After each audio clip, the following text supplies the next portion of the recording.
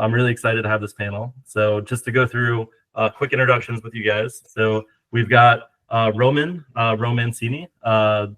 Yeah, you are really impressive. You've got tons of stuff on your climbing resume already, including multiple attempts on Everest and at least one successful attempt.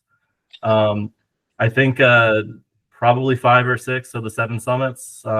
We could talk a little bit more about that later, but some really impressive stuff. We also have Cailyn Guo. She is from Canada. Also a very impressive climber in her own right. She was the youngest woman to summit Denali in, I think, 2023, if I'm not mistaken. Yes. Yeah. And that was a really tough year. So if you were to look at the National Park Service data, the summit success rate for that year was only 31%, which was the lowest since 1971. So I didn't even know that. Yeah, pretty impressive feat. And then we've got Peter Watson. So Peter Watson, also a very impressive guy. So he is the one of the 2 minds behind Atlas and Boots, one of the most popular travel blogs in the UK. Has had quite a variety of different experiences all around the world, not just limited to mountaineering, including, if I'm not mistaken, a good amount of time spent in Antarctica. Yeah, I've been down there a couple of times. It's busy for work. Let's go back. You got Vincent to do. One day, man. One day. Next year, December. This December. All right, so quite an impressive resume there. So, I mean, the one kind of unifying experience that all of us have is climbing Mount Denali. So I think that's a pretty, logical place for us to start the conversation. So, just kind of going around the table, what were your overall impressions of the mountain? Roman, why don't you give us a start? Well, Denali, I had unfinished business with Denali. So Denali was actually the one we had my second attempt, and it is a tough mountain. It is especially you need a special resilience, and especially a mind resilience to go over the constant feats that Denali puts on the trail. So. But I think Denali, as we were discussing, Cailyn, before, like Denali, it's not a school; it's actually a whole university of mountaineering. So that's what I think Denali is. That's a beautiful mountain, a beautiful place to be. Still have the dreams of going there in the winter, and but it's something to to be very prepared for. Pete, what do you think? Yeah, I'm not going there in winter, brother. There's no way I'm going anywhere near that mountain in winter. Yeah, look, Denali was awesome, man. It was, I used to joke, I was like training for it for like a year before we went there. And it was kind of like the only thing on my mind. If it was a hell of a lot of money for me, it was a hell of a lot of training. I used to joke with my friends that my life was basically split into BD and AD, and I was stuck before Denali for a long time, just prepping for it, and I had no time to do anything else. And now I'm in AD after Denali. I've got on a bit of weight and a lot more relaxed again. But it was look, it was the coolest thing I've ever done, and it was probably probably the hardest. In fact, it was definitely the hardest thing I've ever done in terms of sort of mountaineering and climbing and outdoor stuff. And but yeah, it was just an awesome experience, really. Nearly 3 weeks on that mountain. Really tough living. Made some great friends and had a lot of good fun. But yeah, it was really, really cool. Awesome. All right, I'm going to give you a little bit of a hard time there, just saying that Atlas and Boost published a article of the top experiences that they've ever had, and Denali only fell in the top 11. So, well, that's why I had to add mountaineering or climbing outdoor experience. But it also, like, that top 100 experiences was a cooperative thing between me and my partner, and she is not a climber or a mountaineer, so it came in at 11th. So it was pretty high. I know, I'm just giving you a hard time. Cailyn, how about you? Well, I always tell my friends that Denali was probably the best and the worst thing I've ever done. It is definitely my biggest accomplishment to date. It was a lot more challenging than I expected. I remember at every base camp, I would sort of be asking around my teammates, like, how you guys feeling? Like, do you think we can make it to the next base camp? And I would be asking people around the camps and be like, have you guys done this before? Like, what's it like? Like, I would, every camp, I would think about the training I did and the preparation and just kind of mentally prepare myself for the next camp because I know it only gets worse. But overall, it was a very much a learning experience for me. I felt my frontal lobe developing on this climb day by day. I was learning things about risk management and when to pursue something, how to make decisions in the mountains. And yeah, big learning experience for me, but definitely worth it. And a big lesson I learned was to be more prepared than you think, especially in terms of your systems and layers and just emergency procedures and self-efficacy in the mountains. Okay. Yeah, I mean, for me too, it was just a very quick. It was the hardest thing I've ever done in my life, just period, point blank. I mean, it was like a marathon, probably like 5 times over from my perspective. You know, every time we went to a new camp, it was just complete misery. But like type 2 fun, right? Like it was still like a really good time. I mean, I would never take back those memories. It's something I actually quite cherish, right? And I got to experience that with a couple of you guys together.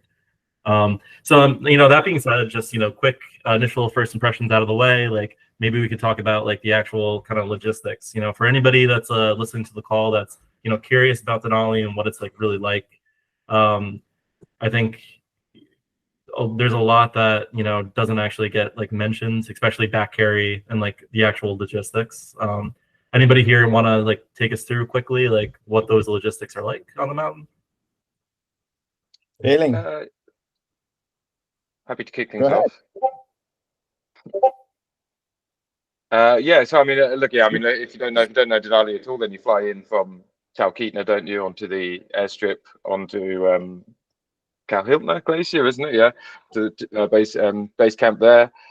Camp overnight, and then it's the following day is a hell of a slog up to Camp 1 because you're taking. I mean, I think we weighed in. There were 12 of us going onto the glacier, and there was 720 kilos worth of gear. Guys, I don't know what that is in pounds. I'm sorry, but yeah, so yeah, just realised that.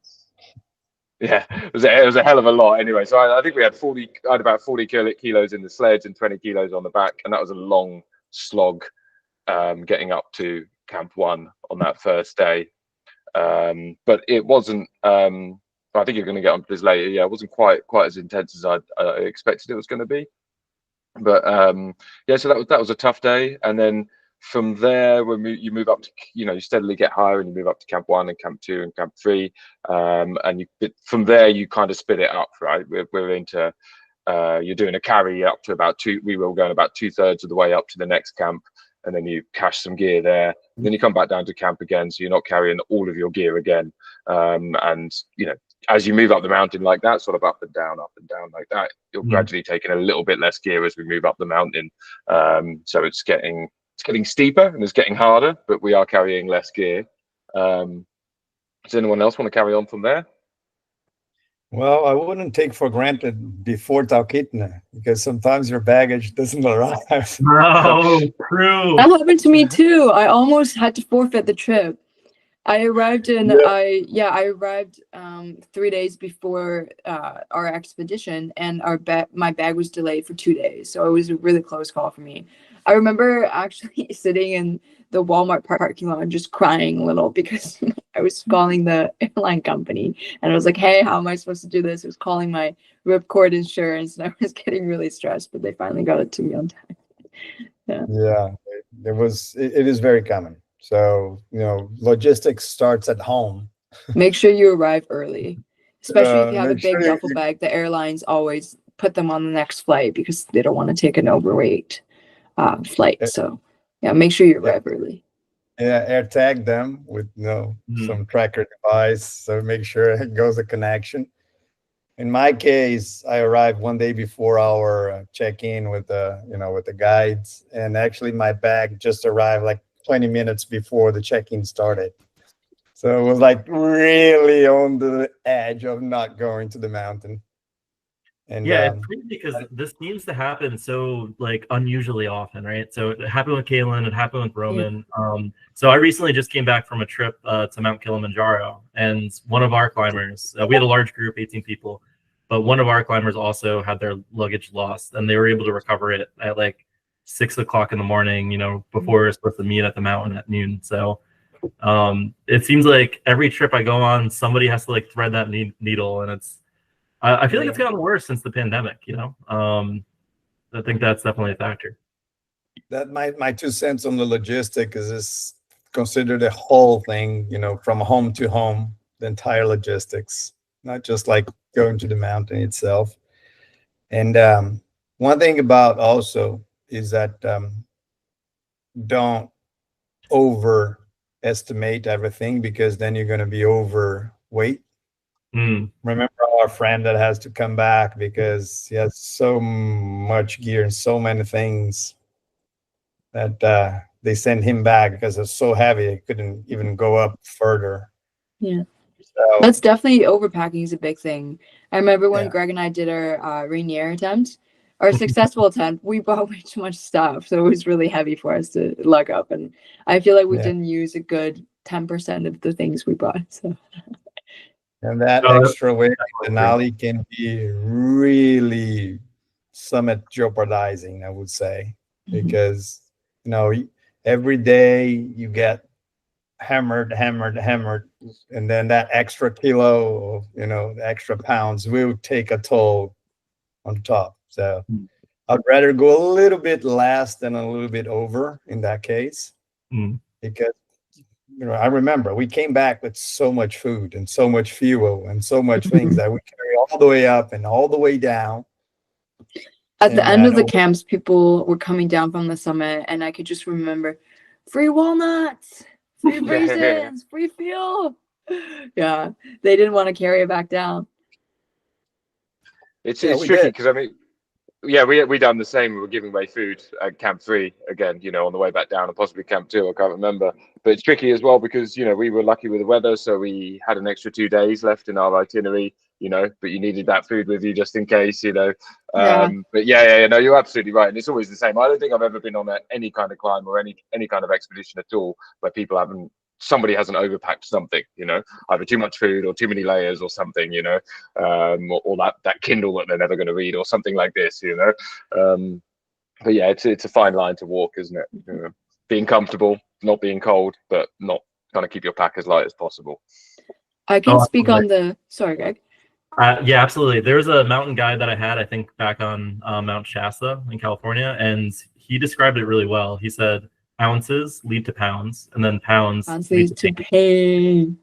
Yeah. Who was your guide? I feel like my guide Ross said the exact same thing to us like 50 times when we were getting ready and packing everything. Oh, I don't remember anymore. Maybe it's just a common guide slang. Yeah, I feel like they all share the same language. Yeah. They definitely all share the same mindset as well. I can finish up on logistics at the higher camps. So there were, correct me if I'm wrong, but I think there were 4 camps and then 1 high camp, right? So 5 total? Or was 3 and 1 high. Okay, so 3 and 1 Camp 4/high camp. It's okay, called, perfect. So the 3rd camp to the high camp is when the technical section really begins. Right from the get-go, you can see a huge ice wall. I don't remember what % grade it was, but it was probably something like this, very steep. So this was my first time using fixed lines, and I think I would have benefited from having practiced before.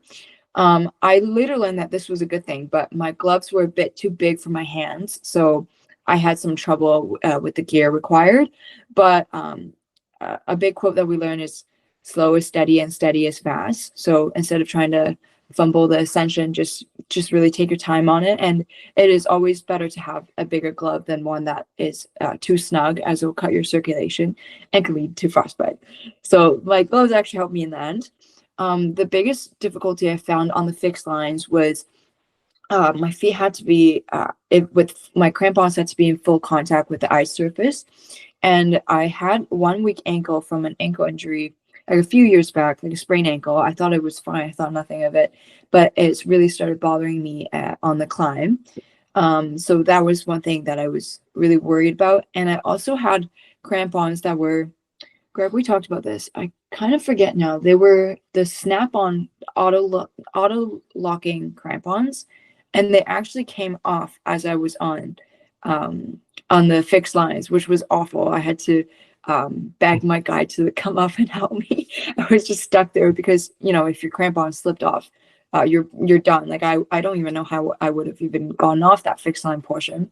So definitely don't get auto locking crampons because they're not 100% compatible with over boots. So it's like a big lining that you wear over your mountaineering boots for extra warmth. It's like a felt lining. So I would have liked to practice fixed lines, but I don't really know where I would have practiced that. As Roman has said, Denali is a university. I don't think they have fixed lines for you to practice anywhere else. But yeah, ankle strength. And so after camp 3, we did a double carry. We stopped right at the top of the fixed lines, and that was the coldest I've been, I think, because that day was really windy coming in. We buried our cache there and we came back down. And then when we came back down, our guides had to have a very difficult conversation with one of our teammates who was struggling on the fixed line because I don't think he was comfortable at all. And she made the decision that he had to stay behind instead of making the summit day. We actually had a prior teammate before that voluntarily decided to go down because of his hip. So if you go with a guided group, your guides will definitely evaluate your abilities, and they will give you a very strict, like, I don't think you're fit to go on. I'm sorry about this. And you just kind of have to accept it. But I do think it's a good call because I feel like if you go unguided, a lot of people tend to push their abilities.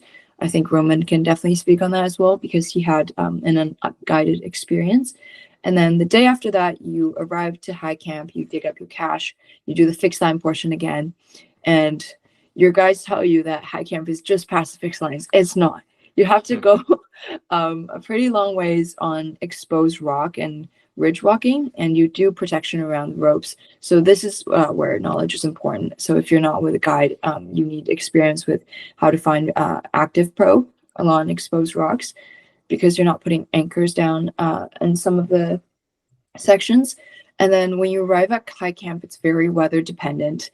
At high camp, you don't even want to leave your tent to go to the washroom. Like, you try to limit your outside tent time once a day. Maybe because my year we had really awful weather and visibility, but high camp is basically you're just living in a box trying to wait for a summit window, and then it's summit day.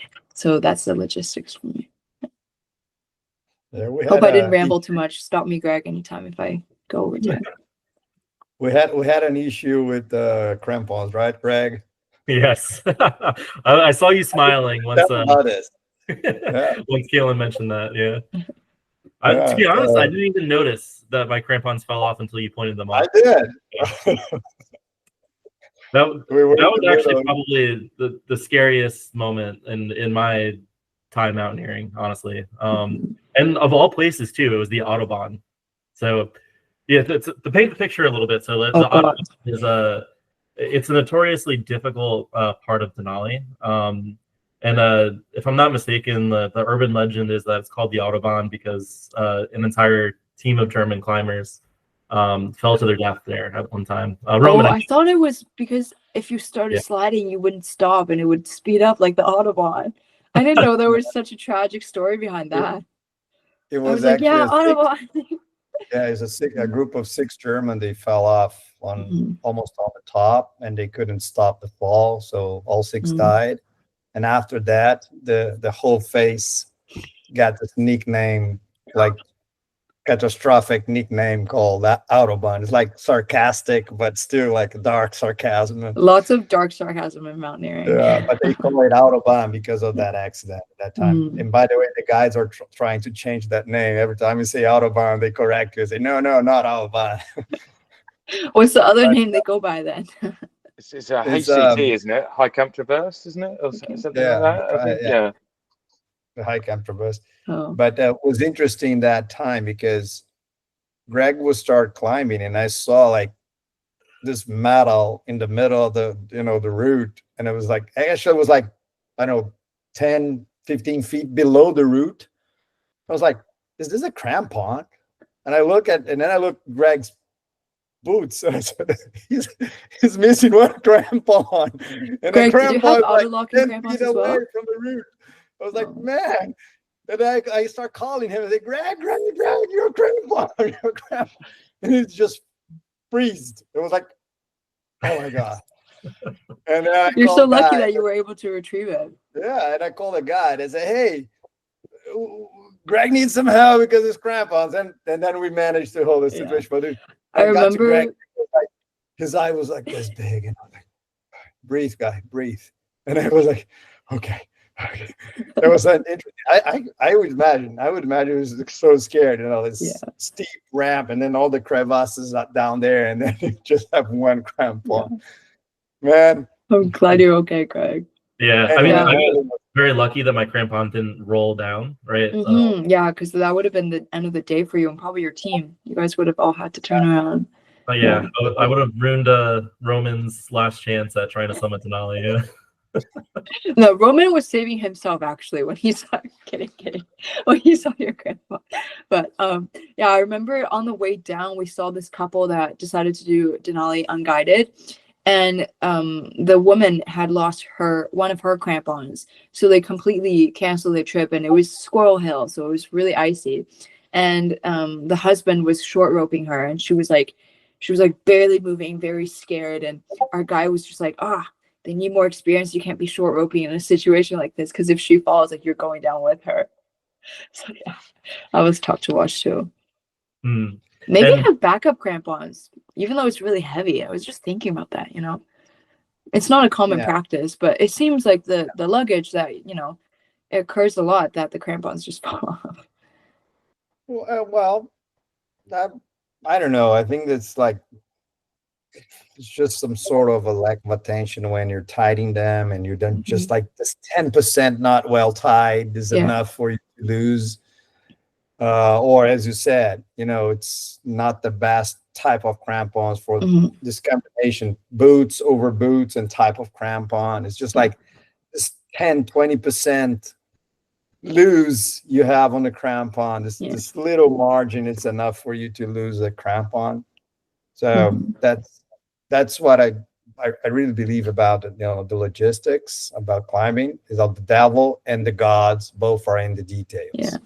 Our guide also said, like, all the big mistakes in mountaineering always stem from tiny little margins. So it just snowballs and you don't realize. So it's very good to be careful about those kind of things. Yeah. So logistics, to end this thing about logistics in Denali, and I always wonder about doing Denali in a different way. My first time we carried too much load, and took us a heavy toll both on the way down and up. The second time I took a lot of load again, and I took my sleeping bag, which was the heaviest sleeping bag in the expedition to the summit. Remember that? The guy asked me to take the sleeping bag. I said, no way, man, this is the heaviest expedition sleeping bag of all. Should I carry another one? No, you carry yours. I said, man, no way. But anyway, and I wonder if you can get there already acclimatized in another mountain and just speed up and down, like, you know, doing 7 days. I actually, when we were climbing, there was this guy, I forgot his name. I should really remember his name, but he was setting the new speed record on Denali, and he actually succeeded. So at first we were just going up Squirrel Hill, and we see this guy just like running up past us. If you can imagine, we were just sludging. He just sprinted up. He was stepping on a rope. So obviously, like, we were a bit like, who is this guy? Like, what's he doing? And then we found out he was doing a speed record, and we were like, okay, all right, like, maybe we'll let this slide once in a while. Because it's really bad when your crampons pierce the ropes. And then he actually succeeded, all thanks to the weather window, and he was previously acclimatized. So he basically went up to Camp 3, he went down, and then started his speed record. So I want to search up what his speed record was, because it took us 21 days to... It was Cailyn Guo. Yes. Cailyn Guo, guy that it's a mountaineer and a trail runner. He's very good one. Really impressive. I would say I would climatize in other mountain, fly to Denali, very light, and then go straight ahead. Boom, boom, boom, boom, boom, up and down. Not going up and down, up and down. I think that's not a clever way of doing Denali. After Mhm. doing twice, I know that's the traditional. I know but I'm pretty sure that's not the smartest way of doing Denali. I would rather stay, in the Andes or 6,000-meter mountain in Bolivia or Peru. Just sit there for a while, spend a week, 2 weeks up there, and then fly straight to Denali. Small pack, small team, and doom, doom, doom, doom, doom. I would if I were to do it again, and I might do it in the winter, I would do it that way. Mhm. Yeah, so the speed record is 7 hours and 54 minutes, which is pretty crazy. Yeah. Which is utterly mind-boggling, right? Yeah. I mean, we did it in 3 weeks. Yeah. Each of us. To do it in 7 hours is, I mean, it doesn't even seem like it's possible, to be honest. And it took us one day to walk back down to Base Hill. So Yeah. But anyway, it's a beautiful mountain. But I truly advise to go keep climbing because there's so many great ones in the world. Andes is beautiful, Ecuador, Peru, Bolivia, and even higher than not a lot of them are higher than Denali. They're not as well served with snow and ice like Denali, but it's beautiful climbs there, and it's cheap. Definitely, it's way cheaper than Denali. Okay. I'm gonna just veer us slightly off topic for a second. We're getting a couple of questions in the chat. So one question is what is a good starter mountain to prep for something like Denali? I think Mount Rainier was a good prep for me, especially doing it by yourself, with a partner, of course. You learn a lot about gauging your own abilities and just you refresh your memory on glacier travel. I would say depends where you are. If you are in the US, maybe Mount Shasta. If you are in the West Coast, or Mount Rainier you just mentioned. If you are close to Mexico, I would say Mexico volcanoes. I think about, if you want to start climbing, the first thing you should learn before mountaineer is actually how your body works and attitude. I think that, I usually say it's like a 70-20-10. 70% is knowledge about mountaineering, about the mountain, about the route, about the team, about yourself, especially yourself. How you behave on altitude, how you behave on cold. We were talking about frostbite, right? How you behave whenever you have a frostbite. So 70% of the whole thing is knowledge and experience, mileage. 20% is actually physical condition, and then you can control and 10% is just luck and random things that you cannot control, but you're able to control 90%. So if I were to give you an advice about how to start mountaineering, I would say start with your nearest mountain and start feeling altitude, progress it, step by step, understand how, your body reacts, and then start doing at the same time some climbing stuff. It's very important that climbing. So rock climbing is a great start for mountaineering. So you learn, the knots and the clips and the whole things about rope. And then you mentioned, Cailyn, the fixed ropes, right? So you just rope a tree and do some fixed roping on the tree. And I would say that. So start learning how to go upwards. So backpack uphill. It can be here. I live in Rio de Janeiro. It's sea level, and then that's where I train. So, but if you want to choose a mountain for start going up, I would say Kilimanjaro is a great start because it's quite high, and you get this progression, and you get the feeling of cold. That Greg can tell, right, Greg? You just came from. I actually wanted to start talking about Kilimanjaro at some point, so this is the perfect segue. But go on. And I love Andes, so I started my my mountaineering in Manchester when I was exchange student by just accident. I was there for skiing, not climbing, but I started my mountaineering there, and then I developed in the Andes a lot of mountains in so many different high altitudes that you can choose to progress. So, but Denali, I think Denali is such a complete mountain that you need to know yourself very well. You need to know how you behave with things summed, which are a lot of weight to carry, a lot of strenuous days. So training hard to have like strenuous days, hard days, cold, and altitude, all things together.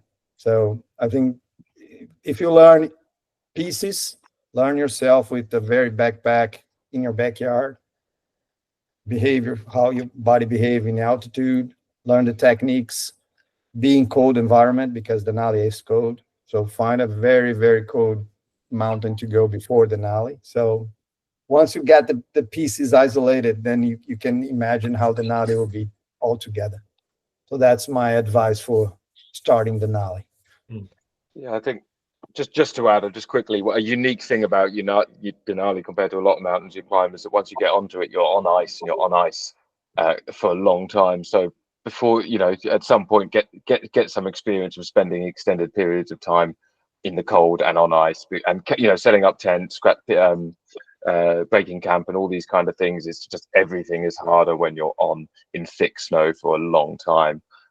So yeah, even if that's, for me, it was getting out to Norway and up in Scotland during the winter, just the closest thing we got here. But yeah, it's quite a unique thing, I think, about Denali compared to a lot of mountains. More questions? Sure. Well, I think you provided the perfect segue earlier about Kilimanjaro. So I recently just came back from a successful summit with a bunch of really great friends of mine. There was always a perception about Mount Kilimanjaro that it's an easy mountain.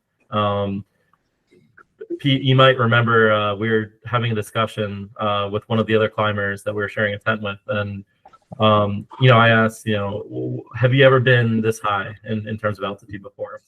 And he said yes, but he was like, but only the bullshit mountains. And then he said like Aconcagua and Kilimanjaro. So there's a perception, I feel, in the kind of mountaineering community that Kilimanjaro is not a serious mountain. But I'll be honest, I thought it was tough. Like I felt the altitude more on Kilimanjaro than I did any other mountain. I think that's because the acclimatization period is so small. Yeah, it's you get up there quickly, right? That's something. Never underestimate altitude, right? Kilimanjaro is just 100 meters under 6,000, which is not a low mountain, so never underestimate altitude. You do that at your peril. But I think the thing with Kili to remember is that it's one of the highest trekking peaks in the world, so you don't have to use mountaineering experience, and it's relatively comfortable on the way up there as well in terms of sort of campsites and things like this. It's not like what we just said with Denali and covered in ice. But I think if you haven't done high altitude trekking or climbing before, then it's like the perfect introduction to it. It's not going to kill you, touch wood. But yeah, it's a great way to find out how you cope with altitude, how you cope with kind of expedition life and things like this as well. But you're right, it's not an easy mountain. No mountains are easy. The body doesn't cope well being at altitude, so no mountains are easy. Greg, you haven't had your parking lot syndrome set in yet. You touch the parking lot, you forget all the pain. You're like, oh my gosh, best trip ever. That's how I feel about Denali now. But then I look back at my diary and I'm like, wow, like I was really in pain here, like writing all these things. It was a great experience. Like I definitely have the parking lot syndrome where I would definitely go back, and I don't think it was as hard as something like Denali ultimately, but it was still like a great experience. And I think I was just more surprised. It just has this negative connotation to it, and it just really did not live up to its reputation. It's a serious mountain, and people I think should respect it more than they do. Yeah, and that's one thing about mountaineering and experiencing mountaineers, that expectations and people underestimate. It's very, very, very common. People underestimate mountains, and one of the reasons you see a huge unsuccessful rate in Kilimanjaro. If you look at Kilimanjaro, the death rates are too high for that type of mountain. Which means what is that type of mountain? Mountain that you actually don't. It's a trek. It's a high altitude trekking. You don't actually climb, and as long as you have enough acclimatization and enough expectation, especially on the summit day, which is very cold because it's a very high mountain, you would supposed to be doing fine, right? And you know yourself, you were dealing with that altitude acclimatization as you go. But since people underestimate a lot, and they underestimate Aconcagua as well, because there is a route to Aconcagua which is basically trekking. But Aconcagua is nearly 7,000 meter mountains way down south, which is, if you look at the partial pressure, is above. It's less air than some of the 7,000 meter mountains in the Nepal. Is there a more technical route in Aconcagua, or is it just? Yes. Yeah. The south face of Aconcagua is one of the biggest challenging of worldwide, because it's a huge face and it's steep and a lot of rock falls and fixed ropes. And have you done that route yourself? No fixed ropes? No. Oh, so like just rock climbing, like it's alpine climbing. You go alpine it's all the way, all kinds of climbing, rock climbing, ice climbing. Like what grade would that be? Like 511? It has rock climbing in altitude. It has ice climbing. A lot of seracs. But anyway, I think that's the thing about expectations. People, and that's a huge mistake. They look at the mountain and say, I've climbed Everest, so I can do that. So back to the mountaineering mindset. Yeah, just to always stay humble and be careful. Every mountain is a difficult mountain in one aspect or another. Sometimes it's the weather, sometimes it's that condition, sometimes it's your condition, sometimes it's the route, sometimes it's the team. But my advice is never underestimate any mountain, any. The most scared I've ever been is on a 1,000-meter peak in England. It came down the wrong way and had to throw my backpack down, and it was wet and slippery. And I thought, man, if I slip here, I'm going to die. But it wasn't. There was no snow. So yeah, like you say, just don't know. Every mountain's a mountain and therefore dangerous. So something that I see come up all the time is proper management of Diamox.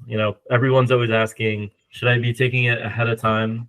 Should I be taking it only like once I start feeling symptoms? And nobody seems to have one, fail-proof system to use. So I'm curious, what is the approach that each of you use for Diamox? Our guide just recommended us to not take Diamox until we arrived at high camp. So we didn't take any beforehand. And they reasoned this because we also have proper acclimatization in Denali, like Roman mentioned, with the semi-insufficient way of acclimatizing.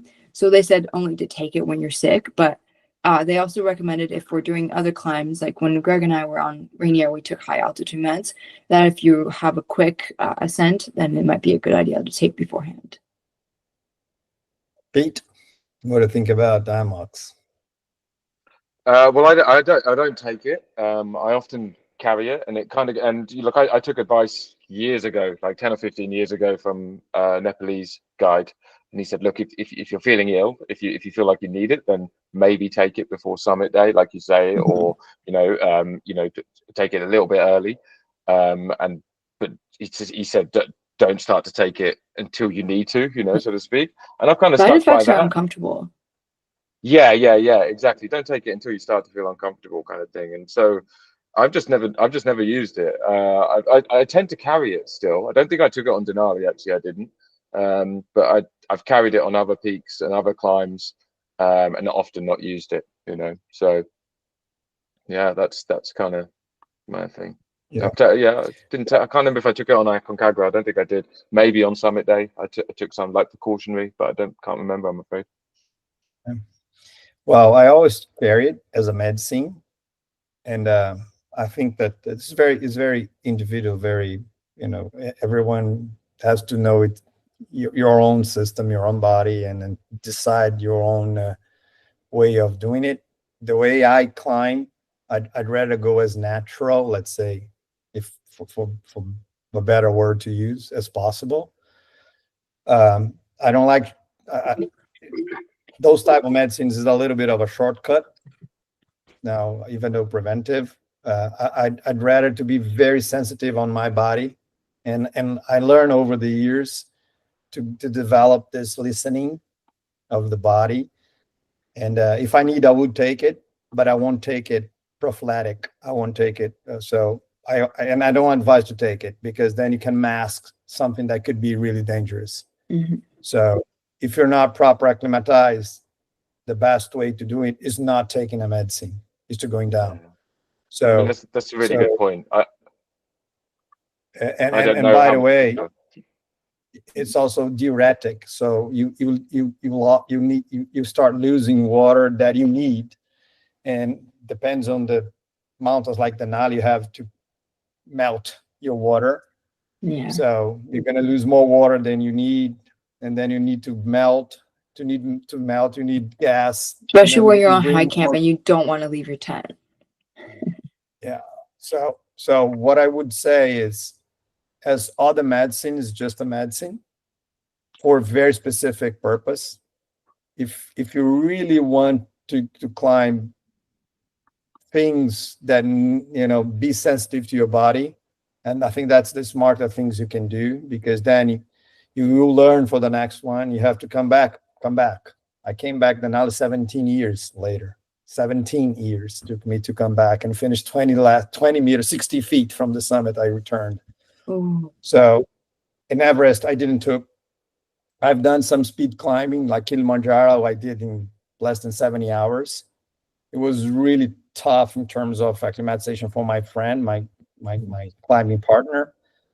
But it was good to understand the line of acclimatization. And, I've done some other speed climbs, like the Carstens Pyramid also, we did very fast. It was good to learn how my body reacts to it.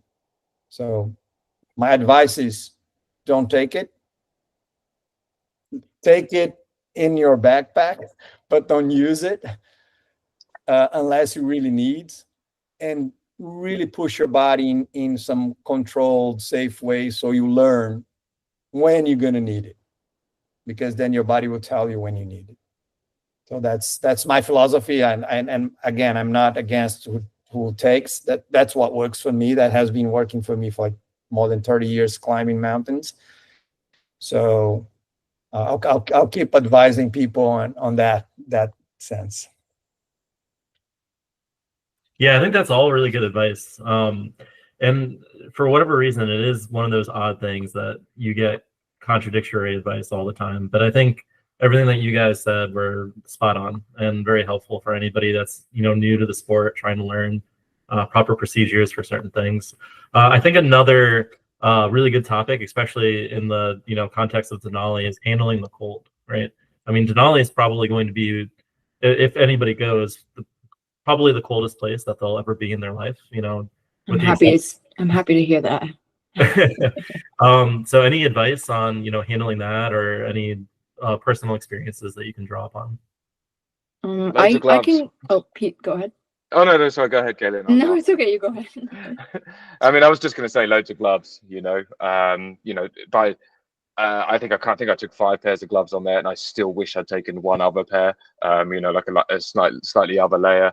I picked up some not severe at all, but a bit of frost nip on all of my fingers on the way down, and like by the time I got back to the UK, I was losing like skin on all my fingers and everything. So I'd sort of done them a bit of damage, but they're all back to normal now. But your particularly on days when you're moving camp, you're often standing around for a while, like packing up, waiting for, you know, different team members or guides and everything, to everyone to get into position to get ready to move. And that was the time when I remember getting the coldest.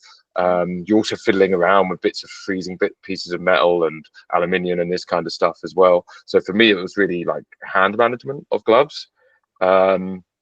I had an awesome sleeping bag. I was never cold at night, so that wasn't, you know, so my sleeping system was just like, I was so pleased that I invested a bit more money before I left in my sleeping system, because I was never cold at night, and I just slept really well because of that. You know, I think I slept better on Denali than I did on like some other mountains, you know, but even though it was colder.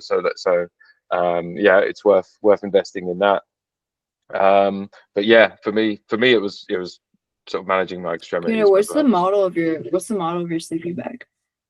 So I'll ping it across to you. It's a Marmot one at some point. I'll just have to look it up completely, but it's a new Marmot one. It was quite nice because it opened from the front as well, which I'm not used to though. A CWM sleeping bag by Marmot.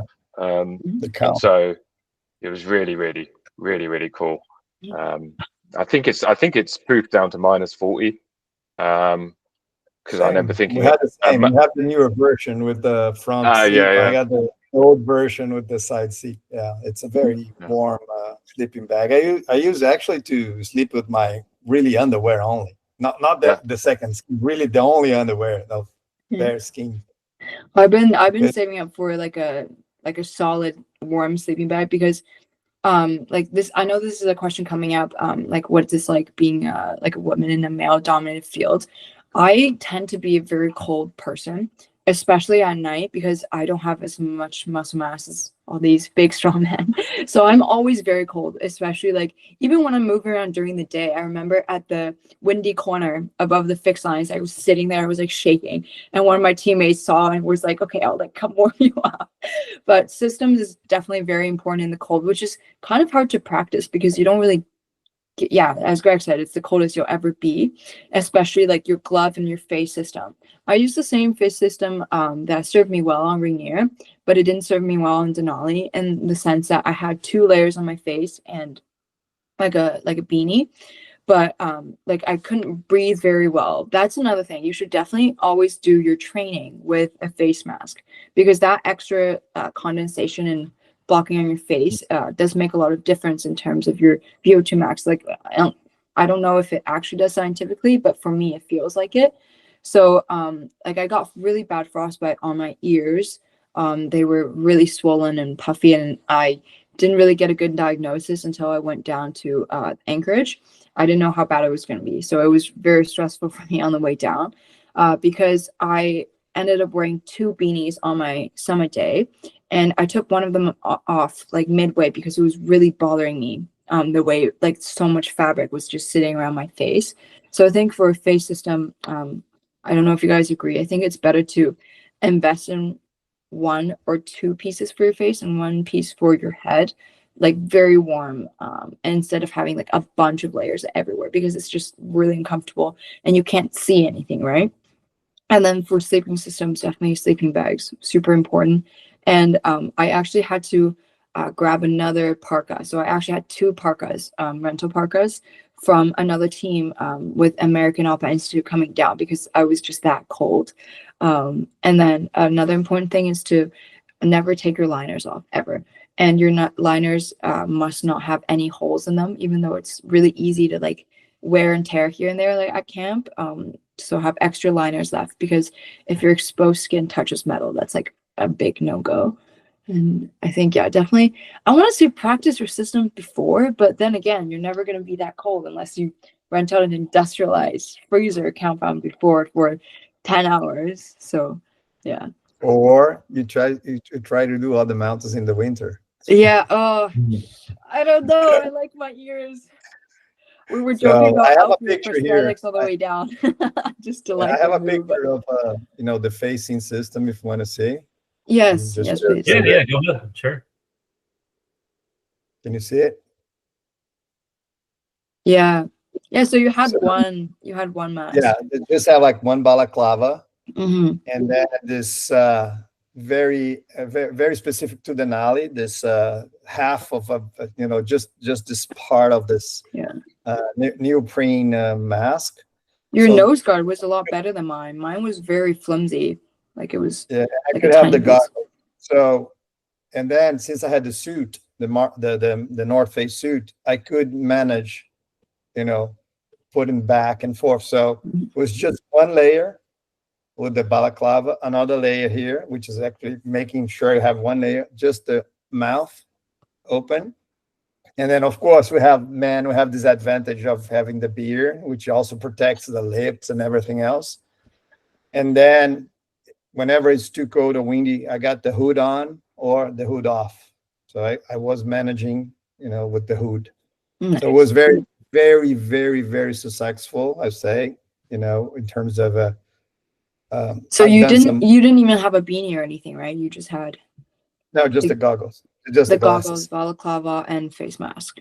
Yeah, I had the goggle, the big, ski goggle. Yeah. Actually, like one of photochromatic ones from Oakley. Hmm. But I like this one. I really like that. It's Yeah. a very Another thing, specific. like not relevant to cold, on summer day, my teammate and I, like, I know it's not just me because it was two of us.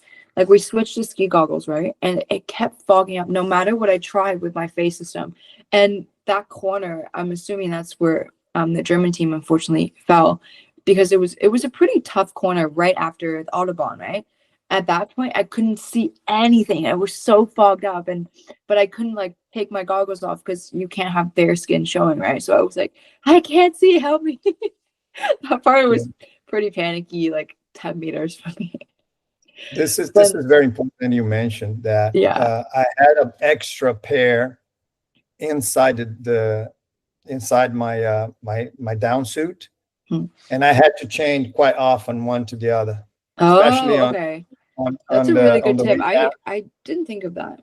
So I had my ski goggles in the backpack but I had this second pair of glasses, mountaineering Mhm. glasses, and then whenever this freeze.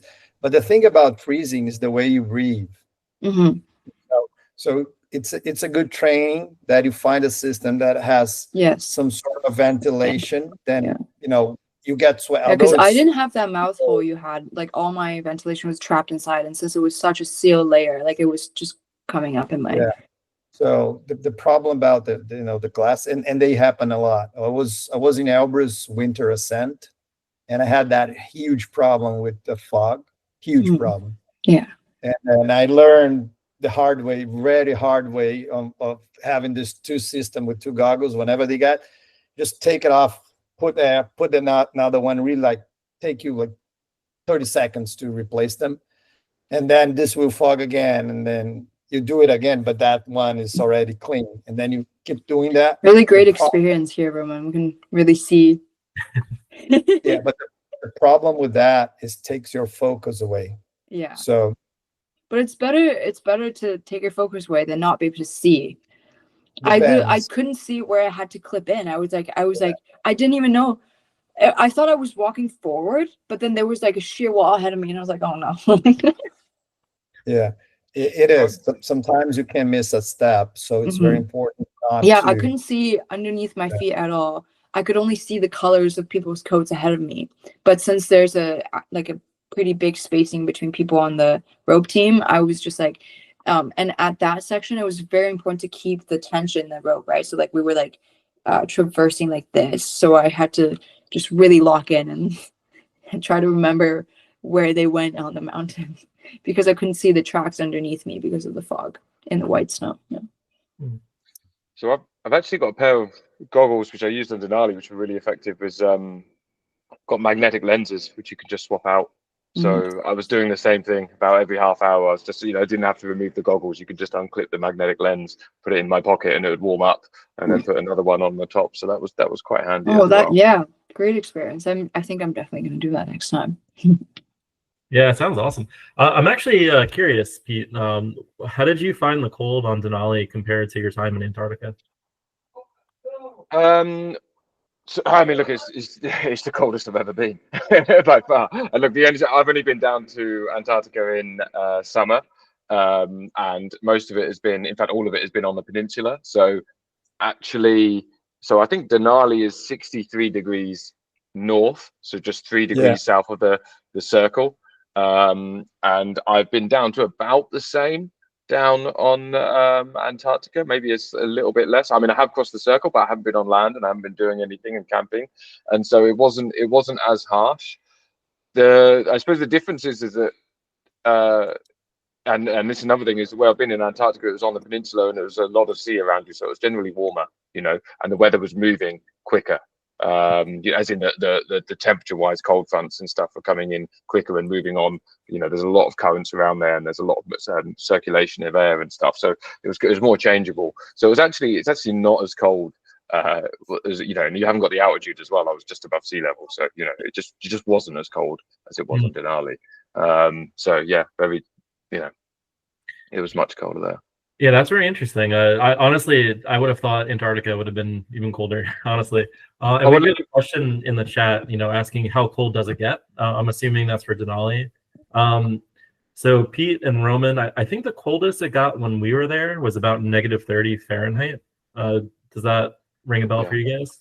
Yeah, but it can get down to like -40 and even colder, which is the same. I think at -40 it's the same in Celsius and Fahrenheit. So it's 44. But that's what I was gonna say. Because I'm Canadian and I go by Celsius, and I thought for us, it was a really cold year, and it was like -40 Celsius without the wind chill. So I don't even know how much it is with wind chill. I didn't ask. I didn't ask because I didn't want to know. The thing about Denali is that the early expeditions, Denali is very, very cold, but gets warm. The temperature goes up really quite high in the season. So the early teams, they suffer a lot, which I don't advise. My first attempt, we were kind of early in the Which month season. were you? We were end of April. Oh, okay. It was like we were the first ones, like just few people on the mountain, and it was too cold. Although I've been colder, I've done a Aconcagua winter ascent, was very cold, four toes frostbitten, and then Elbrus in Russia also on a winter ascent was very cold. The coldest one I got, it was like the wind chill was -65 in Celsius. Wow, So it was really cold. And Denali, I would advise to go more or less in the middle. I know we have the things about the crevasses and thing, but it's a well-known route and you're always on the rope. So if people are trying Denali, I would say avoid the first 1, 2, even the 3 sets of groups. You don't need to carry as many as, clothing, many layers. You can have lighter. I have friends that have done Denali really fast and really light because they were more advanced but also don't get too far on the season. You get very hot. Remember the day we were coming down, it was too hot. You get very hot as well. And also you get a lot of crevasses. So find out more or less the middle pack and go Denali to the, not too cold, not too hot, not too choppy glacier. And then of course goes hand in hand with cold, but frostbite, always a major risk on the mountain. We had a question earlier in the chat, asking what frostbite feels like, but I think maybe a little bit more productive to talk about personal experiences, like what are the signs that you're getting frostbite?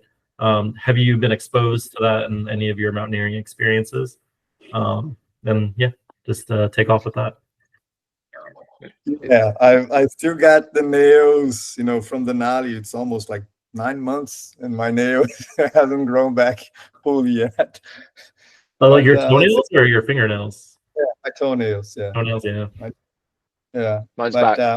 My toenails back. It came back about a month ago. They must grow quicker than yours. Yeah. So what I say is, frostbite is actually a progression. And when you know your body, you will see several stages, like, really cold, painful cold, numbness, and then lack of movement. So by the time you stop feeling, you still have some, but you can move. You will stop feeling, but you move. But by the time you stop moving and then you start, getting yourself worried about, you still have some hours, right? 4 to 6 hours. But for me, the warning sign is when you stop moving your feet. Now, I've been in several situations. I've climbed Ecuador last year, more or less last year, 2023, and I had a very light boot. And in Chimborazo was very cold, and it's higher than Denali in terms of altitude. And it was just a bad choice of boots. A very technical boot, but very light. It's not a double boot. So I had a lot of my focus on the climbing on not getting my feet. So I was moving the entire climbing like this, the whole feet.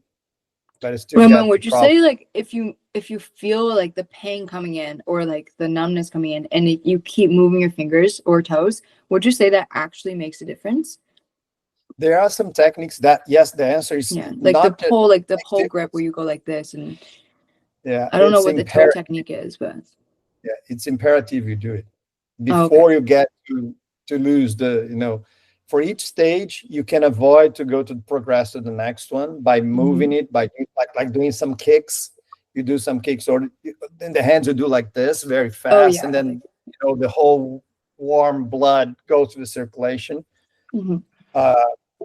Hydration is the number one reason, or lack of hydration is the number one reason for frostbite. So you have to have your blood well diluted so it doesn't get thick and doesn't warm your very capillary veins. So hydration. You have, of course, proper gear. Gear is you have like hand warmers, feet warmers. Like in Everest, I use this electrical feet. What do you call the feet? What do you call inside the boot? Inside the boot. Soles? Just like the soles, yeah. Do you know what brand you use? Because I feel like it's hard to find a good one, especially in high altitudes and cold. I don't remember the brand, but I can send you. So yes, it was very good. I'm taking notes right now. The darkest hour, the coldest hour. I was actually in this picture. This picture was after the darkest and coldest hour. Wow. And I had my soles, the electric heated soles on, and it was very warm. So you can avoid a lot of things by, again, experience. Remember the 70% experience and knowledge. So a simple electric sole avoid a frostbite in a summit day in the highest mountain in the world. And it costs you like $100. It's not even expensive, for your toes. So answering the question about this is about knowing all this frostbite phases and progression, and trying to avoid to go to the next step. Even slow down your climb, like I was mentioning in Ecuador, which is supposed to be a very easy and very calm type of climb. And took me like every 15 minutes to stop and warm my feet and stop again and warm my feet and stop again. What would you do to warm your feet when you stopped? First of all, I would have a different boot. I was climbing a 6,000 meter mountain with a 33,000, 4,000 meter boot. It was really, really a bad choice. No, I was trying to do it fast and light, and it was not enough warm. But anyway, and you kick you actually swing, so the blood, the hot blood goes through it. So you kick also, and you move, and then you climb, moving. Every step I was climbing, moving like this, which is it wasn't a pleasant climb. It's supposed to be a very beautiful, pleasant climb. It's really hard to once you get in the stage where your fingers are really hurting. It hurts even more when you move. It feels awful. So something that I personally had a lot of success with, and it was something Pete and Roman might remember that our guides on Denali shared with us. But if you kind of really force your hands downward, it really gets the blood from your arms into your fingertips. But you have to really apply a lot of force. But you do that 3 or 4 times, and you get your feeling back.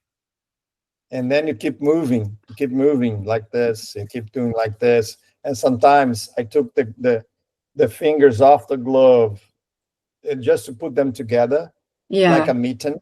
type Yeah, of it makes thing, and sense. then like this, especially the toe, Mhm. because the toe, sometimes you get to the X and that the toe gets apart from the rest, Yeah. gets cold. So I Yeah. put the toe like this, and then you do like this all the time. And then you just, small details, small techniques. Yeah. But the thing about this is takes your attention away, takes your focus, and sometimes takes the fun out of it.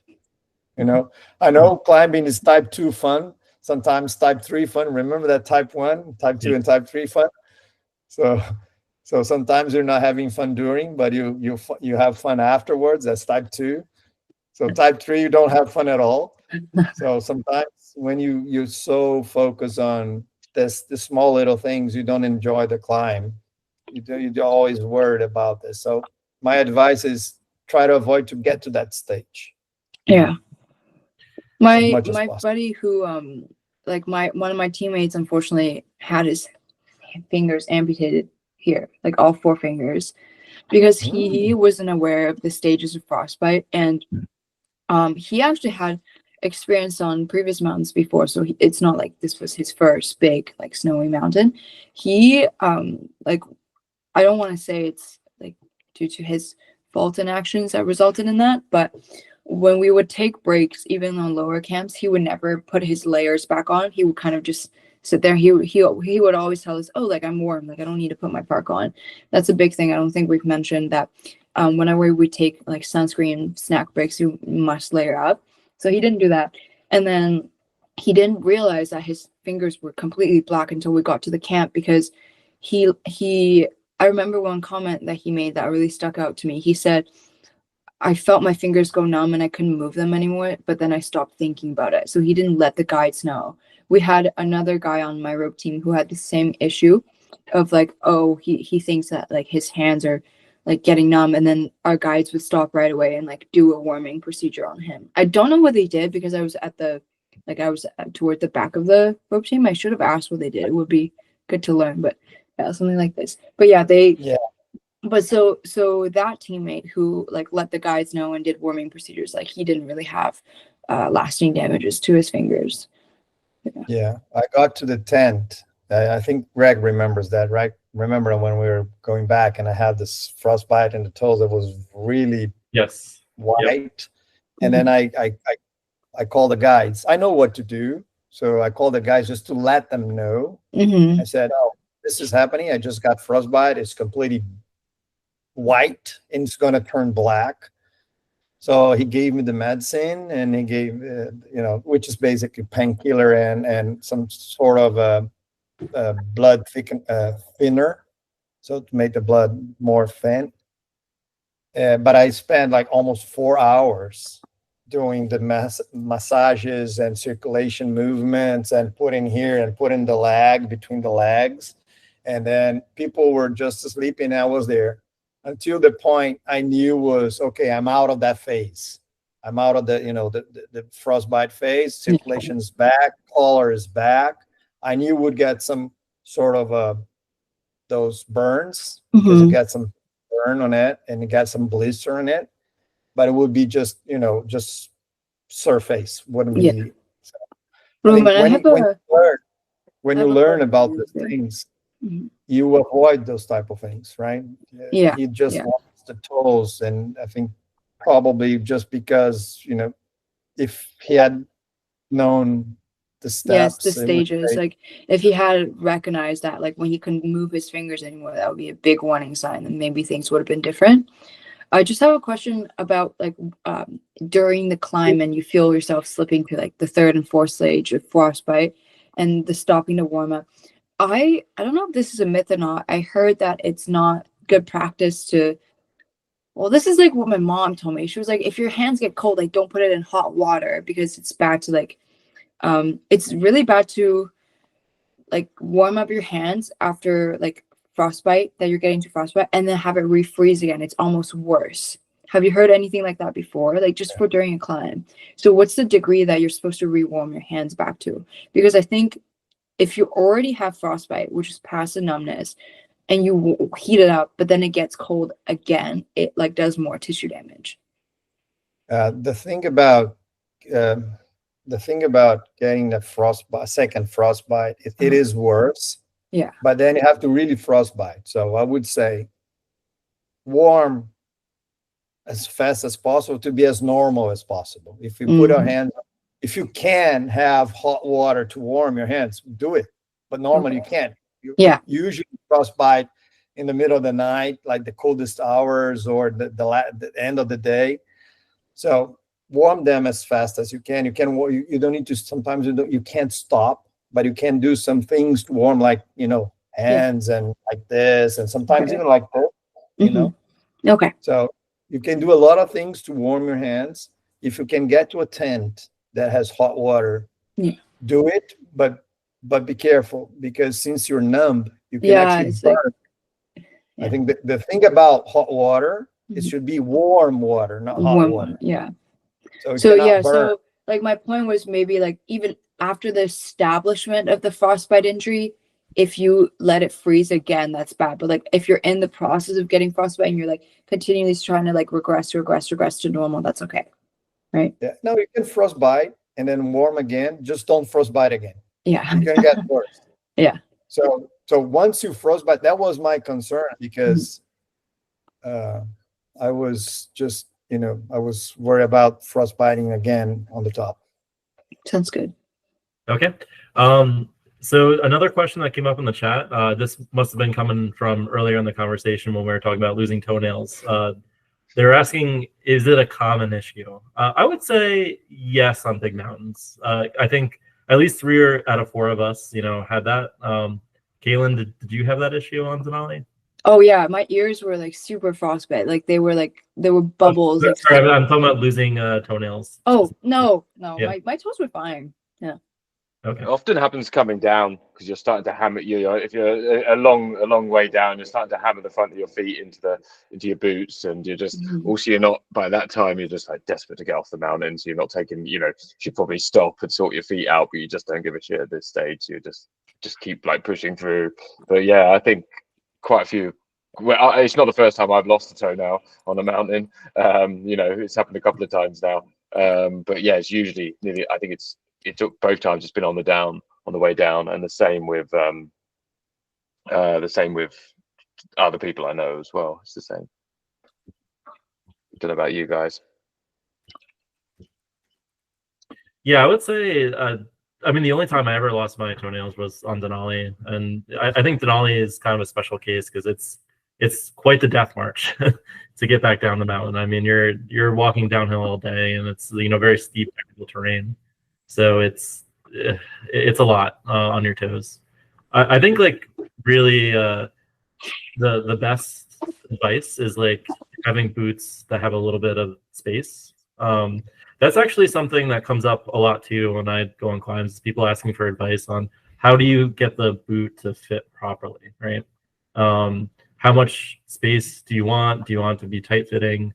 It wasn't a question we planned for, but might be a good one to talk about. And I mean, you like mountaineering boots, then they're pretty unforgiving as well. They're stiff things, So if you compare them to your approach shoes, or even like your softer hiking boots or something that have got some give in them, these mountaineering boots, they're just hard. They're rock hard because they're made out. Half of them is made out of plastic, or reinforced bits and pieces, and then you're putting them inside crampons that are made of steel or whatever, And so it's not a comfortable environment for an extremity, It's like you think of what you put on your hands and how comfortable the gloves are and how cozy they are and snug.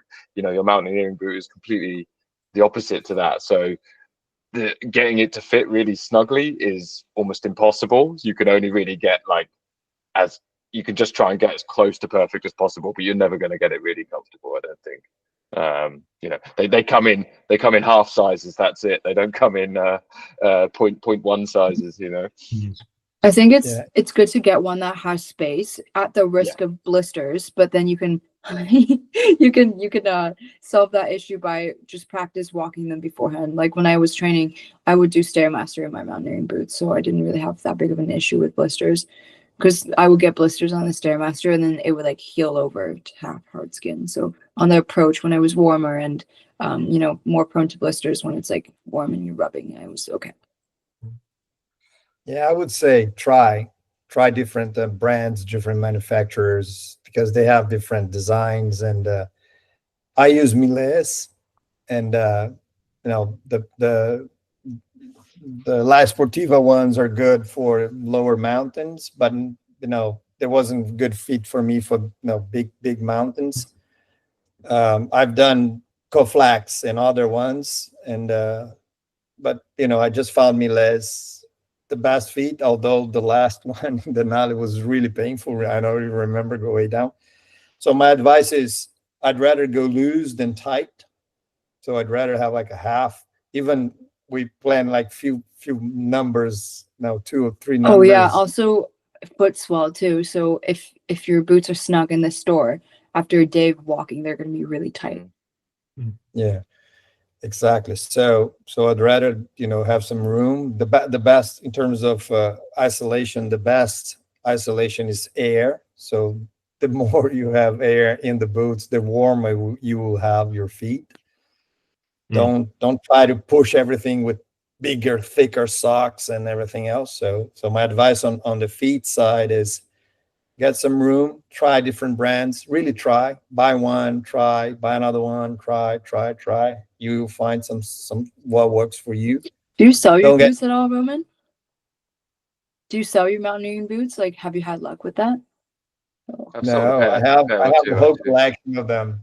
Oh gosh, they're just so expensive too. No, I don't sell it. I use them. I use them too much to sell it. I think the least favorite part of my every day on Denali was the putting my boots on. It was just like it took about 10 minutes. It was just like every time I was just like, oh, can I just leave it a bit longer? They're always, it's like putting it's pretty hard to keep them. You could store them in your sleeping bag and do whatever you could to try and keep them warm, but they were always cold to put on. And they're just fiddly and they take a long time. It just I'm smiling to myself because that was literally the only time I was cold on Denali, was putting those damn boots on, and it was such a painful experience. And also takes like 15 minutes to these stupid Spantic boots that I had, which are outdated. Do not recommend. I remember yours now, man. Yeah, I remember you get so angry with them, man. I've forgotten that. I was just thinking about my own personal suffering, but now I remember you now as well. Yeah, your boots were a pain. They started to fall apart, as I seem to remember as well, right? Yeah, they were just so hard to put on every morning. Like, I don't know. I felt like that was the hardest part of my day, was just putting the boots on. Such a silly thing.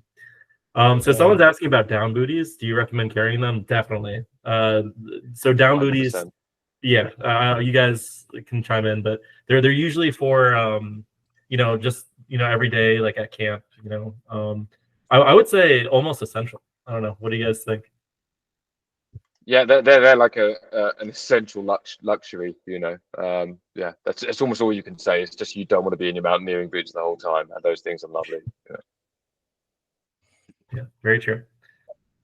Yeah, I like the down boots as well, but you have to be careful because they're very slippery. So be careful. You're on a flat face. You don't want to, camp 3 on lots of face on your down boots all the way down to camp 2. So be careful. They're very good, but be careful where to wear them. Some of the closest we came to having like serious accidents happened in the cook tent, right? When people were in their down booties and just nearly went slipped over, and fine, you weren't going to fall very far, but you could easily break a leg, Yeah. And you mentioned one thing that's I really advise to people is that keep your boots as warm as possible. So I usually put my down boots. Remember, I used to have them hanging on the tent, the inner boots, and I actually have a picture here. And then use them in the inner boots, dry them, and put them in the sleeping bag. And even you have the outside boot, if you could put inside your tent. I used to put under my mattress. Remember, I put open my isolator, the air mattress, and put it under it, so keep them warm. Here's a picture of us and the boots hanging. So that's a great advice that you just mentioned. It's a little detail, but whenever you go, starting on the summit day in a very cold feet during the night.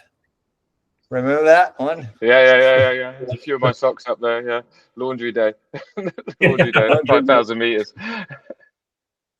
But there was nothing clean. None of that was clean.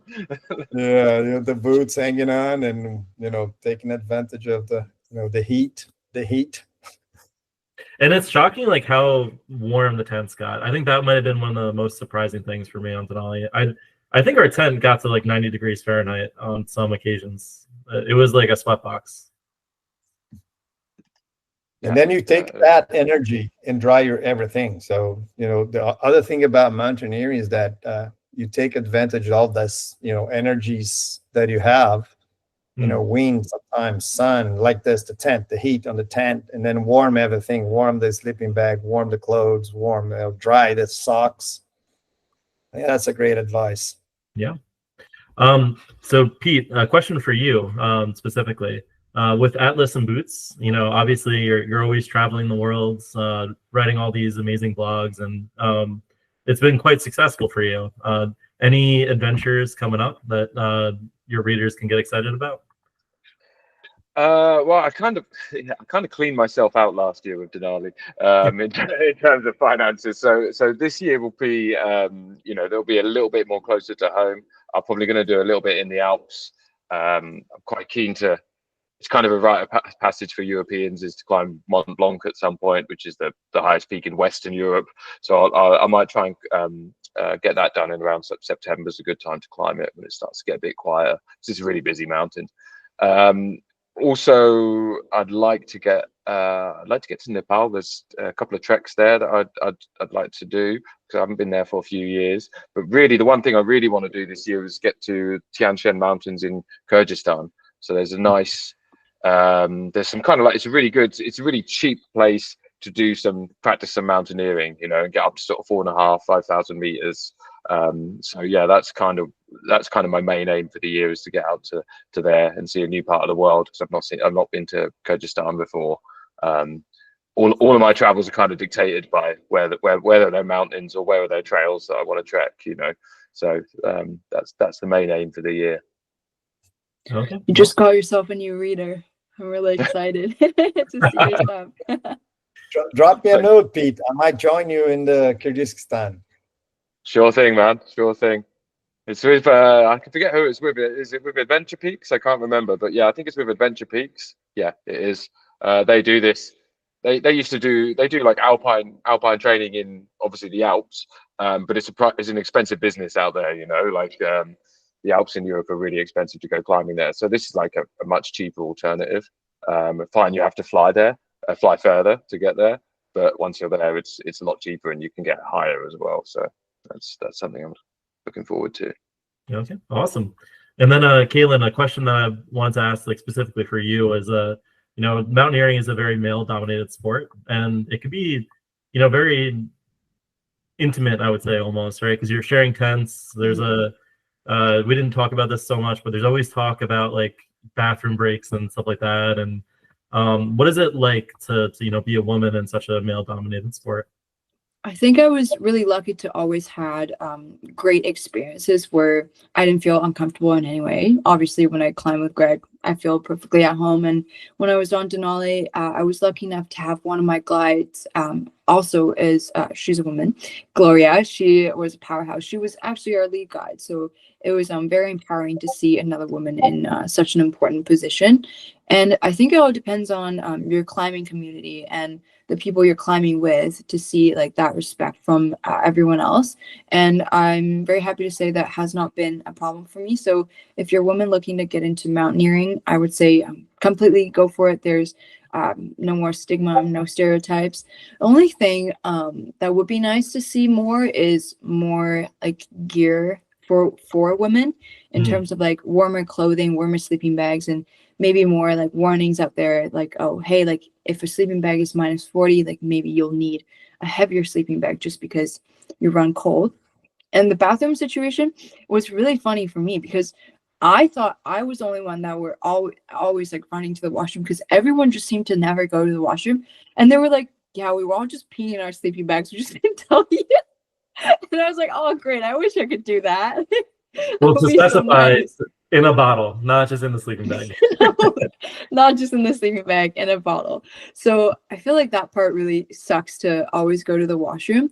And another difficult part, that would be like my piece of advice for women looking to do a big expedition like this, is I should have managed this better, but I was actually, for summer day, I was on my period. So if there are women listening to this channel right now, you know that when you're on your period, you're so weak, you're so tired, and you really can't do anything. But my mindset was like, okay, I'm there, I'm gonna make the most out of it, I'm gonna see like what I've got. Obviously, I thought I was physically capable of going up and not having to turn around at the cost of my teammates' attempts. But I actually took a medicine to delay my period, but it doesn't hold it off indefinitely. So it'll give me a leeway of like 6-7 days. And looking back, what I should have done was taken this medicine a couple months before to completely reset my cycle, because it's 21 days, right? It's, if you do it right, you can definitely have that week be early in your expedition where it's not as physically demanding. So that is something I would do, like for a future climb. I would just reset that time a couple months before to be in good health for that kind of thing. But yeah. Okay. Overall, great experience. Great experience. Yeah, that's good to hear. Oh, one more thing that is also like has nothing to do with being a woman in this field. For my part, I think I need to gain more muscle mass and more weight, just because a thing I found tough on a fixed ropes was whenever someone ahead of me would step, because they're a lot heavier than me, I would feel dragged down the mountain with them. So because of the weight difference, right? So a technique I used was I watched whenever everyone, like someone ahead of me, moved their feet, and that was when I would step, because the fixed line's, you know, very steep, and if I get pulled and I'm not like bracing myself, I could easily slip and fall, which was what inevitably happened on the way down. But I wasn't too bad because I had my guide there to help me. But if my guy wasn't there to help me like turn over, because I had to like put my backpack away on the rope in order to like flip back over to a standing position, I probably would have been stuck there until a rescue came up to get me. So definitely gaining more muscle mass, and it's also healthier because I lost a lot of weight. I think 10 pounds in the span of like 21 days, which is not good given that I was at like around like 130 pounds going to the expedition. So future thing I would do, just really go on a bulk and eat a lot of maybe not a lot of McDonald's, but healthy foods to gain high muscle mass and more body fat percentage. Yeah. So that's actually a really interesting point, is the weight loss on a trip like Denali, right? Like I don't know if Roman and Pete had this experience, but I lost quite a bit. How did you guys handle that, Pete and Roman? And I would never look so skinny. I think I took a selfie of me in the hotel back in Anchorage afterwards, and I was really skinny. I dropped about 8 or 9 kilos. I was about 16 to 18 pounds, 16 to 20 pounds, something like that. Yeah, quite a lot. Which is crazy considering, like, you know, you're just shoving junk down your throat half the time. You're just eating loads of chocolate, loads of high energy. I think I would definitely bring more protein powder to like really boost that intake, because there's only so much wet protein you can bring up, right? So yeah, my first Denali trip, I think, to be honest, the second one with the guides cooking for us and all tally with that menu, that was awesome. My first one was unguided. We had to cook dinner everything. was my favorite part of the day. It was like a mess. Every meal was just crappy, not tasty, and powders everywhere. Powders of this, powder of that. You know, dehydrated foods was 2007, so we didn't have that special menus on dehydrated foods. It was really bad, and I lost like 11 kilos. It was just bones and just skin and bones. Whenever you have these guided trips, you do lose a lot, because you lose, like, I don't know, you spend 20,000 calories and you eat 2,000 most. So basically, it's a Yeah, big I wanted gap. to ask on summit day, I think my food system was just not great because I found that I had no appetite for granola bars. So I brought like the peanut butter like gels. I had like 1 or 2 backup granola bars and I had the gels like in my innermost layer, but they still froze. And I didn't feel like eating anyway. So I barely ate anything on summit day. And it was like a grueling long day for us. How did you find like food in summit day and just replenishing your energy? I had my system was just great, man. I was so full of energy. And then we had this, remember the event with the Malaysians Yes. on the football field? I was ready to go back when I got to the tent. And then I was thirsty. The problem was it was too long because we spent a lot of time waiting for them to help the guys there. So when I got to camp, I was very thirsty. But by the time I drank it, I was ready to go up and help the guys if we were to do it. Yeah. So my eating was just perfect. And Yeah. that took me like 30 What years to like what kind of food did you bring up? I got this power gels, this power jellies, Mhm. which is easy to eat Yeah. and chew it. And it's not Um, quite as liquidy as like a gel packet, right? So it's Yeah. okay. I have this powder that I put on my water. So, it has some caffeine, has some electrolytes, has a lot of sugar on it as well. So I was very, in terms, I would say 9 out of 10 in terms of food and hydration. Not Awesome. 10 because I got less water at the end. No, but it was really good in terms of that. It took me 3 decades to perfect that. Yeah, it's Yeah. that's I think definitely come the to best advice I've ever experience. gotten when it comes to like food on summit day is to just take food that you can eat no matter what, like no matter how hungry you are. I think it was just too cold to eat like between breaks. Like all I wanted to do was huddle there and like warm my hands up, like in my club. Yeah. But that was That's definitely a big mistake. I was so tired. that I would say, because Force you yourself have to to eat. force yourself to eat and drink beforehand, before you need it. Yeah. Mhm. So in Everest, I was on Camp 4. It's 8,000 meters depth zone. You can't eat anything. It's just Mhm. like, and I was very hungry, which was kind of amazing thing. And I drank this noodles, very, very, it was basically water with this thin noodles, but it was very good. And I had this tiny little round cheese, the petite red petites. Oh This. yeah. The red Speaking of Baby bars. bells, baby bells. baby bells, exactly, Uh, baby bells. So they're my so good. I Everest could live on them on the mountain, without man. I could baby live on them. bells. The only thing I could eat in the entire Everest summit day was baby bells, and I eat like almost every hour one. That's good. So Roman, a question specifically for you. I'd say, of all of us, you probably have the most mountaineering experience. Looking back on all those different experiences, what would you say were your most dramatic highs and lows? Oof. Definitely Denali 2007 was the most, let's say, close to death experience. It was really intense, that one. Um, People tend to say that Denali is tougher than Everest. And by the way, remember I met one of my friends, Everest, and I was way up, he was weighing down. Yes. Yep. And it was a very interesting, a guy that climbed with me, Everest. For me, Everest is the most difficult because Everest is long. It's high. It's Denali for months. So if Denali would have 8,000 meter, Denali would be more difficult than Everest. But at Denali, it's a 6,000 meter mountain. We just camped one in Denali in Everest. So yes, Everest is tougher. It's way more difficult in terms of climbing because you have the Khumbu ice fall and then you have the Everest, the Lhotse face, which is the fixed rope times 10, like the same angle and like for like 10 or even more than times 20. So Everest is definitely my biggest, longest, toughest, and most rewarding experience. Would you say you had Denali, training specific to fixed ropes, like muscle groups and whatnot? definitely. Mhm. Definitely. There are several exercises that you train for specific, can pull like 45 Yeah. degrees. Yeah.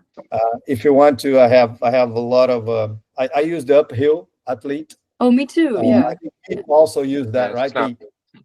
Yeah, Yeah. the uphill athlete. Really good. So fair. My lows, so the Everest is my high and my low. Denali comes with with the very unique also, because Denali taught me a lot.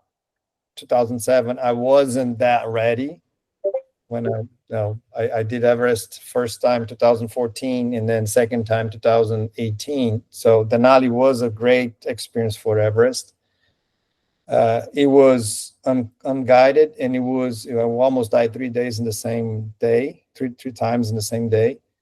It was really tough in terms of weather, in terms of accidents. We had 2 falls, one in Autobahn, one in the fixed ropes. And it was really something that I look back and say, man, I almost died that mountain. And a lot of things I learned from that. So I call the victory of the failure, I learned the most. And it's also a high and a low. It's like the highest learning experience I ever had, but I was in low in terms of the most intense and close to death I had. Apart from the accident, there was an accident here in Rio that was run over by a car. I really almost died in that accident. But in terms of mountaineering, Denali, Aconcagua was eye-opening for me. It was my first winter ascent, and it was a very intense. I was, learning about altitude, about code, about everything. 2004, and I came back from Aconcagua with such a strong bond with the guy that we climbed, that he's like a brother in life for me. So for me, that's a high in terms of high and lows, Greg. The high in terms of team Aconcagua, just I met my brother. Mom, not the same mother, but I met my climbing brother. Not the same mother, but the same mountain. Yeah, same mountain. So, but definitely, if I would pick one, I would say, man, Everest. Everest is choose one, Roman. Out of those 30 years of mountaineering, Everest is the thing. It's always is my thing, was my thing. That picture is on my living room, like huge thing on my living room. Reminds me a lot of the whole thing had passed and went on that expedition. So Everest is my high and my low.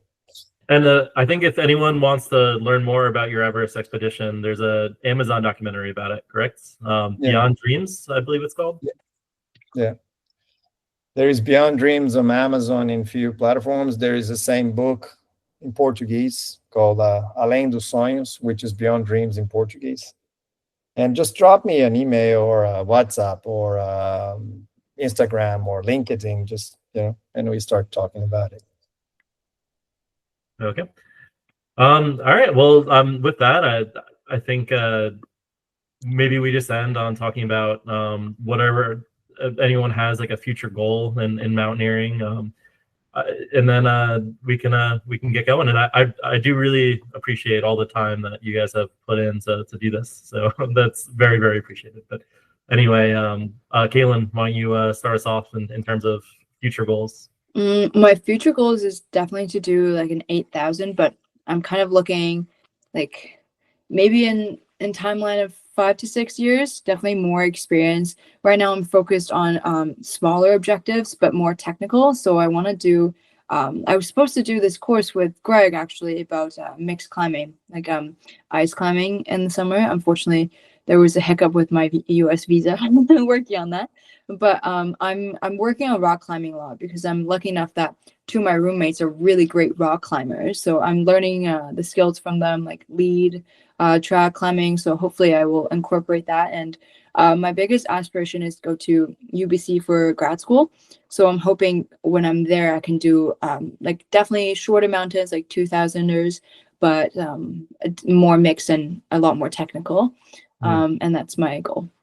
And Cailyn, if Trump has his way, Canada will be the 51st state. So right, then I don't have to worry about any of this. yeah, no more visa issues for you. Roman, Talk about McKinley anyway instead of Denali, right? If Trump has his way. But anyway, we should avoid politics. We should avoid politics. Sorry. Yeah, I know. It's probably a bad thing that I even mentioned that. But Roman, what about you? Any future goals? Yeah, I need to close my 7 summits, so missing Antarctica, Vincent. Out of those 7, I've done 6, 4 in the winter, so I still have the winter plan. So I have to go back Everest, I have to go Denali. Oh my gosh. And I have I didn't know you were doing a double set of the 7 summers. Yeah, the 7 summits winter Good for you. version. It's like never been done before. Oh. And that would be quite a record. Yeah, I have to figure out the way to get to Antarctica in the winter and survive. So it's been like 20 years thinking about how to do it. But anyway, but this year I'm going back to Nepal. So probably most likely Lhotse. I'm quite let's say easy on my professional life, so probably this year will be Nepal, Pakistan, and then maybe Nepal again with Pete on the monsoon, the post monsoon in the fall. So and then Antarctica at the end. So probably I'll be climbing a lot this year as well. Last year was very good in terms of climbing, a lot of climbing, but this year I think it's going the same direction. So. Awesome. That's incredible. I didn't realize that you were going for winter ascents on all the 7 summits. Impressive. Four of them already. 4 of them, yeah. Crazy. Pete, what about you? I mean, look, my bucket list changes by the week, so it's always a dangerous question. But mountaineering terms, I mean, I dream of doing the 7 summits as well. So I've ticked off 4 of them so far. Denali was my 4th, but we're talking Casten's Pyramid in or Puncak Jaya in Indonesia I'll probably leave until last because I'm not particularly that excited about it. But the next one would be Vincent in Antarctica, and then obviously Everest after that. But we're talking big money as well now. That's the other thing as well. The 4 I've done so far are relatively affordable. Like house, Everest. Exactly. Yeah. So yeah, we're talking about that now. So I have no idea if I'll ever get a chance to have a go at those 2 mountains. But yeah, that's my long-term goal eventually. Amazing. All right. Well, thank you again for spending all this time on this call. And we had some technical issues in the beginning, so we ended up going a little bit later than expected. So I appreciate you guys sticking that out with me. And I hope we do some future climbs together, or like stay in touch. I've really enjoyed like all the time I've spent with each of you. So hoping to visit all of you guys in your own home countries at some point too. 52nd state. yeah 51st 52nd state. Well, anyway, thank you so much. This was a really great experience, and we'll end the stream now. Thanks for organizing it, Greg. Great to see you guys again, and great to nice meet you, meeting Cailyn. you guys. Nice meeting you, Roman. Nice meeting you, Peter. Real pleasure. Roman, I'll definitely be coming to you for tips if I ever do Everest, and Peter, I'll be following your adventures on your blog.